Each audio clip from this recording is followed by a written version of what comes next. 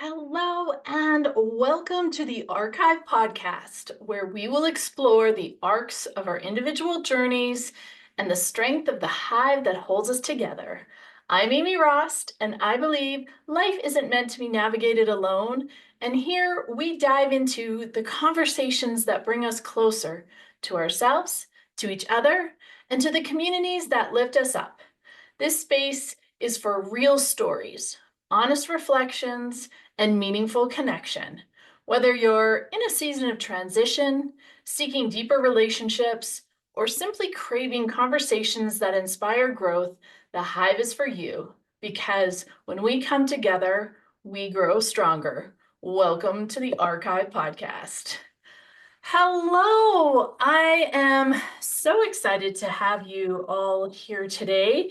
And today's a solo episode, and we are going to talk about a topic that's actually really dear to my heart, but it's turning life struggles into powerful lessons and what we learn from them. Because let's face it, all of us are navigating life, and any of us navigating motherhood, middle-aged, running a business, all the things. And meanwhile, let's face it, at the same time, real life is happening around us. And, lots of times people hear my story and think, oh my gosh, she's so strong. And it's really, yeah, I think I am a little strong.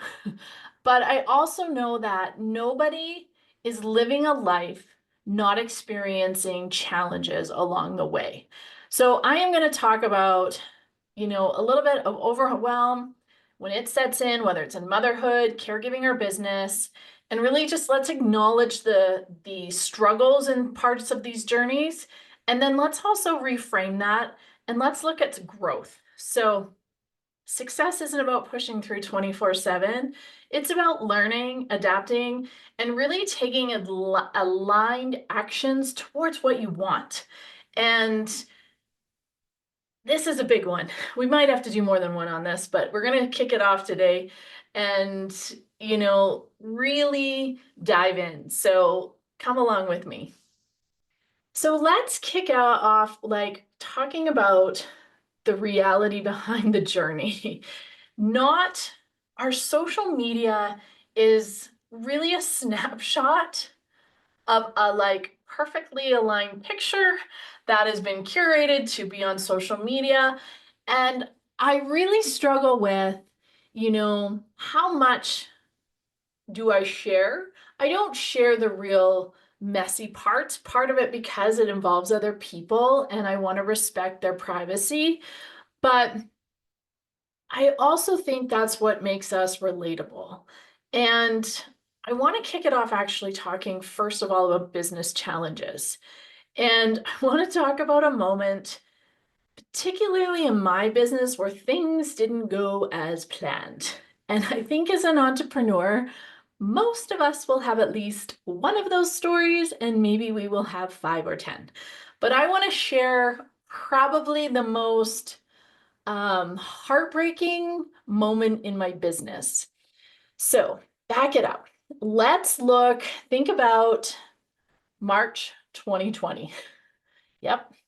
Right around that time where everything was we were starting to hear all sorts of things like, is it a flu? Is it a little worse than the flu?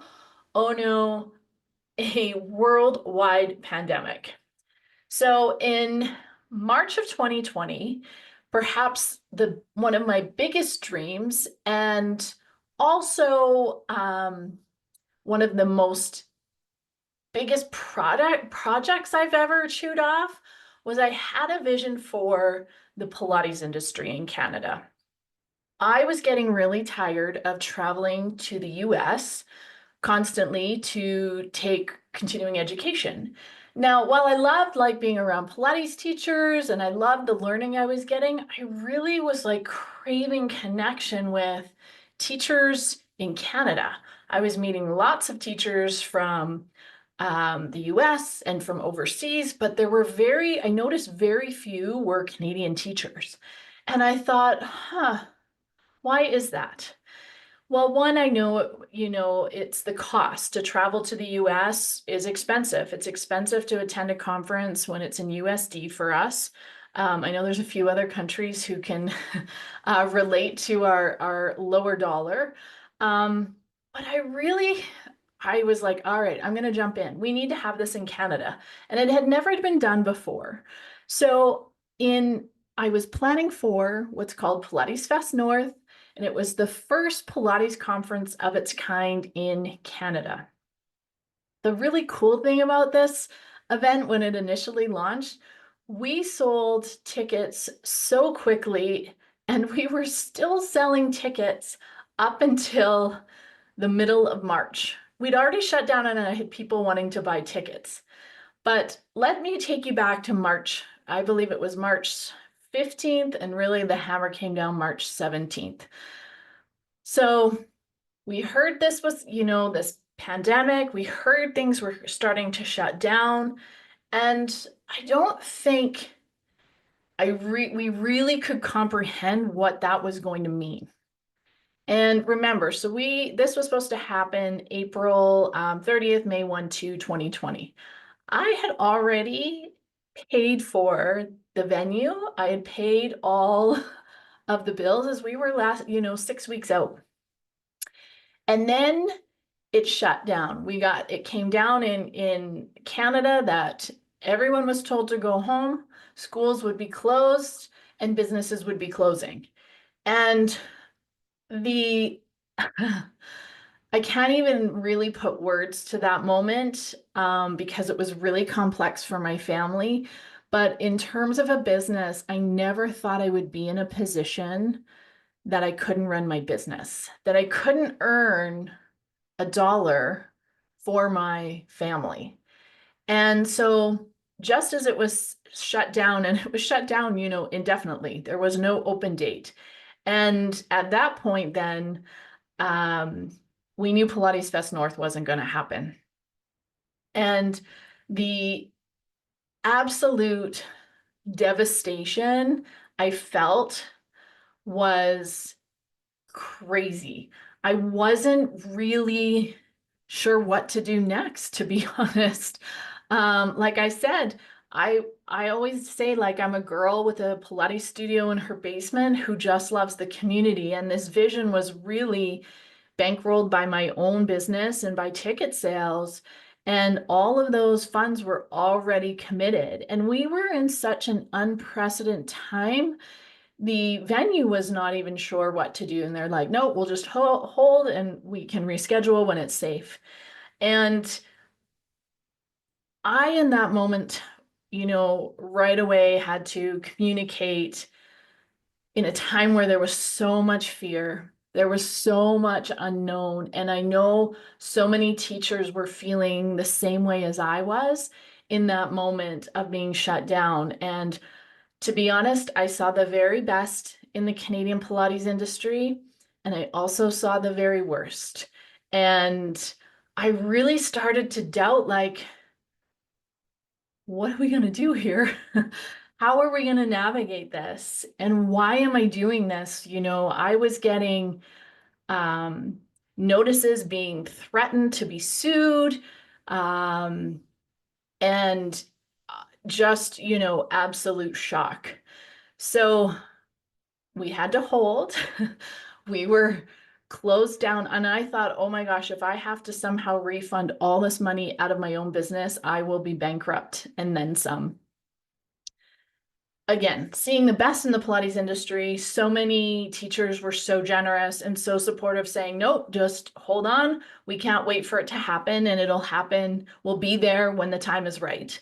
And that was really what, held me through that time, being like, okay, today all I can do is this and what I'm doing today, and that was enough. I really had to say that over and over and over because I wasn't sure the way out, like so many.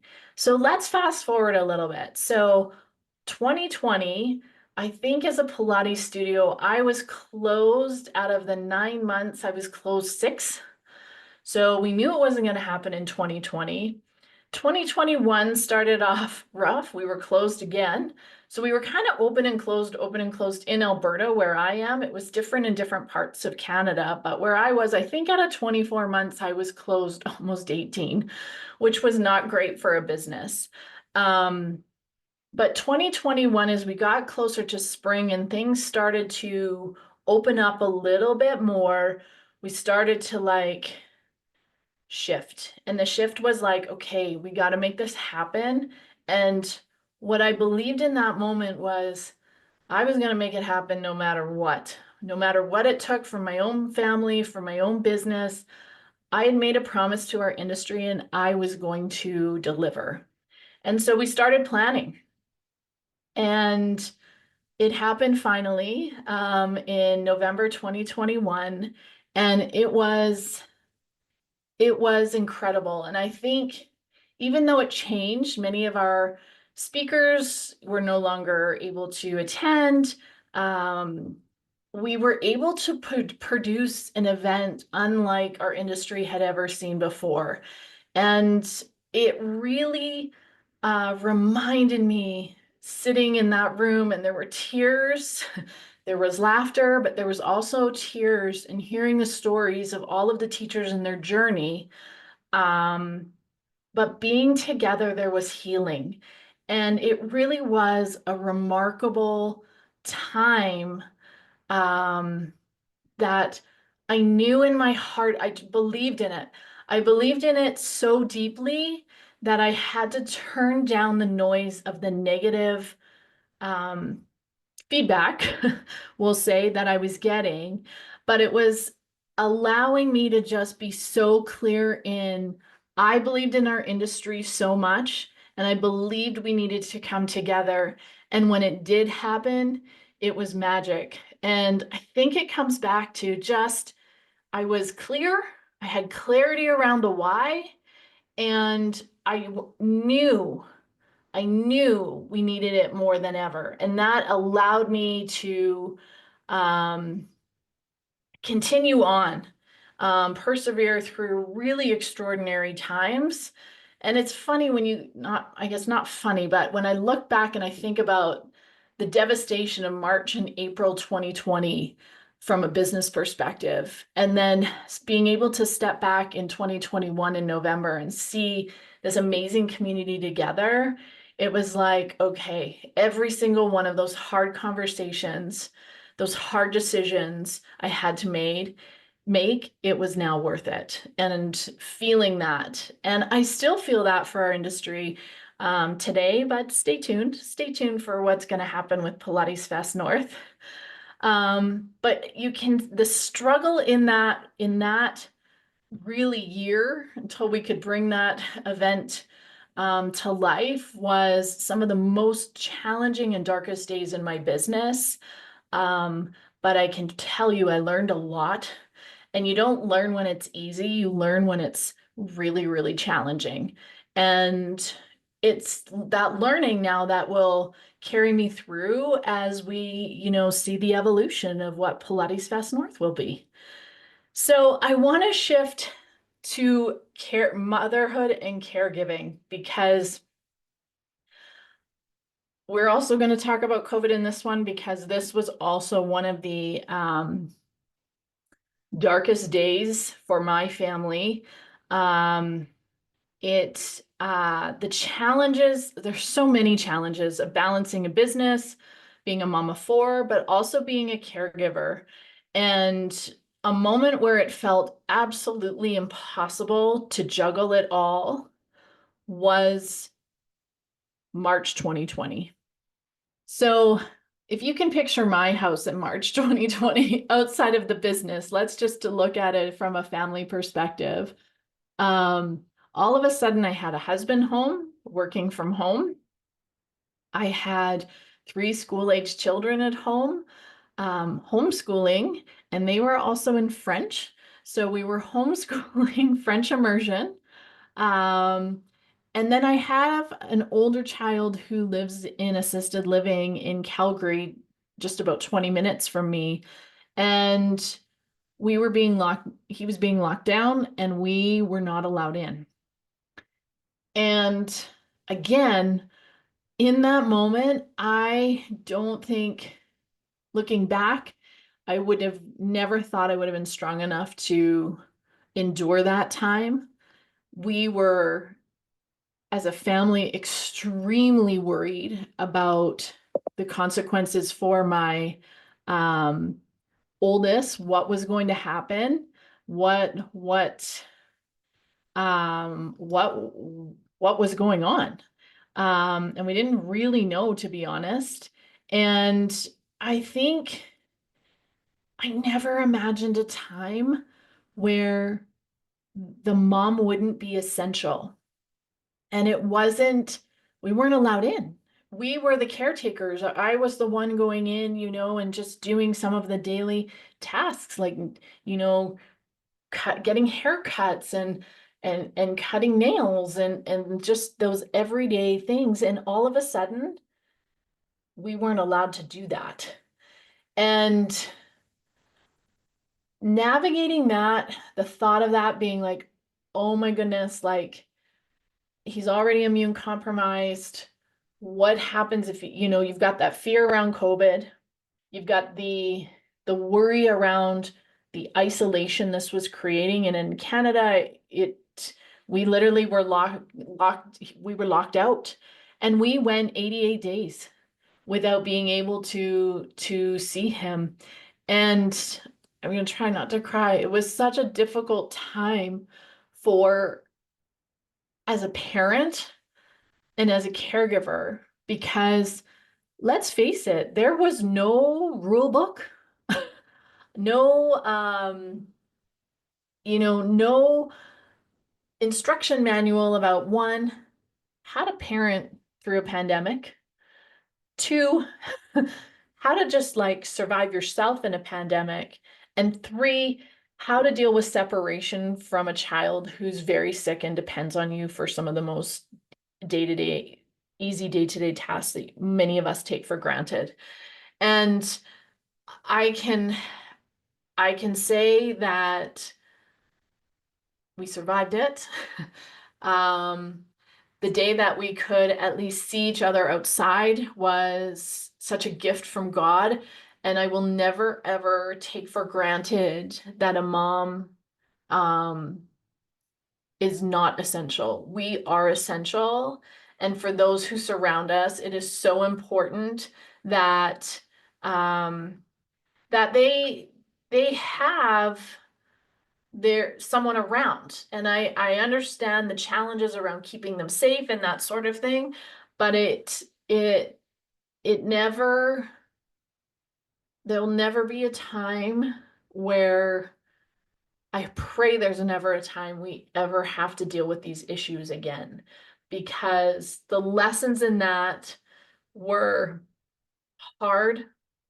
They were dark at times. And again, I won't go into all the detail of that. But what I want to do is talk about the shift out of that, because there were days where all I could do was get everybody up, and I would take the kids and I'm like, we're going for a walk. I don't care. We gotta get out of the house. We gotta move our bodies. We're going. This is school today. But what we did create out of it was we needed to shift the mindset, because there was so much negativity coming at us, so much uncertainty coming at us all at once. And we were really unsure about, what's next? How much more can we take? And what we started as a family was we decided to start a little hope journal. And I created these little sheets, and each day we had to fill out the hope journal about something we were hopeful for, and try and shift out of the fear and the uncertainty into what are we hopeful for and what are we grateful for. And so we have this little hope journal that I've kept all these papers, and some days, like, all we could be grateful for was that we had heat in the house. Not gonna lie. But it also then, what, we were really grateful for um, time together as a family. Um, and we were really, to this day, probably will never take for granted the time we get. And especially when you're caregiving for a child who has a rare disease, which ultimately will be terminal, is I'm going to take advantage of every minute I get and look at ways on how to create connection. And we did Zoom calls, we did all of the things trying to just hold on to connection and not, we were together. My oldest was literally by himself in a room where someone would bring a meal in or someone would help, but they were alone a lot of the time. And I just hope we never get to that place again. Again, we learned a lot of hard lessons. There were a lot of dark days, but I do love going back and reading that hope journal and reading their thoughts, because my kids were small. I think like grade 6 and grade 9. So it was interesting to see their their mindset, their shift, right? And there was no manual on how to navigate it, and look back and I think, did I do enough? And I just have to say, remind myself I did the best I could with what I knew in the moment. And did I get it right 100% of the time? Absolutely not. But could I give myself some grace that I was doing the best I could under the extreme circumstances? So there's a little moment in motherhood and caregiving, and looking like, how did we find that silver lining through that little hope journal, which I will cherish, and I hope probably that they pass down to, our grandkids and our great grandkids, and they get to go back and read a little bit about what that time was like. And let's hope that they don't ever have to they don't have to they don't have to face some of the same things. And I think it was also the shift was part of moving into intention, right? What could we control? What what could we do in the moment? What were our choices? And that, I think, in a very bad dark moment, created some little sparks of light to get us through. So I want to talk a little bit about some lessons and strategies for finding balance, even amidst chaos in some cases. And I want to talk about specifically that, not every season requires the same level of effort. Let's, learn to listen to what you need, when you need to rest, when you need to push. And I think that was, in both the instances of business and in my personal life as a mom and a caregiver, there were times where I really had to push, but there were also times where I really had to pull back and say, today I just need to rest. I'm full, can't take anymore. I need to rest and reset. And then I will be able to come back with a different perspective. And I think, a practical tip for that is really starting to recognize your energy patterns and starting to create your schedule around them. Even in chaos, I still had a schedule. And again, with everybody home in nowhere to go and no busyness, you really had the opportunity to kind of, listen to your energy patterns. And that really supported me. The second I want to talk about is building a support system. We all need support. And just like this is the archive podcast, we can do and do and do on our own, but community really plays a role in helping all of us navigate challenges, whether it's business, motherhood, or life, and really support us.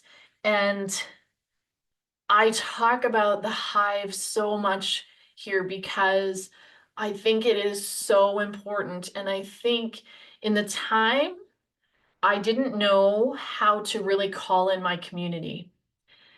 And in the moment, it was a very isolating place to be because the entire world was experiencing a pandemic, but the entire world wasn't experiencing the same challenges my family was as a caregiver of a sick kid. And I think, finding those, you know, good people to surround yourself, whether it be, and there's many layers of support, finding that one or two who are your go-to, who are your girls, those are so important. But I think it's also important, I know as my as Pilates Fest North was kind of crashing down on me, I had a coach, and that was really important for me to like talk it through, find solutions, not get so sort of stuck in my head, and to be able to bring um, a different lens, right, to what was going on around. So I believe that community and finding your people and support, it lifts you up, and we should not underestimate it. And last, I want to kind of bring it all together and talk about define your success on your terms. The pressure in the world is to have it all, do it all, and be everything to everyone.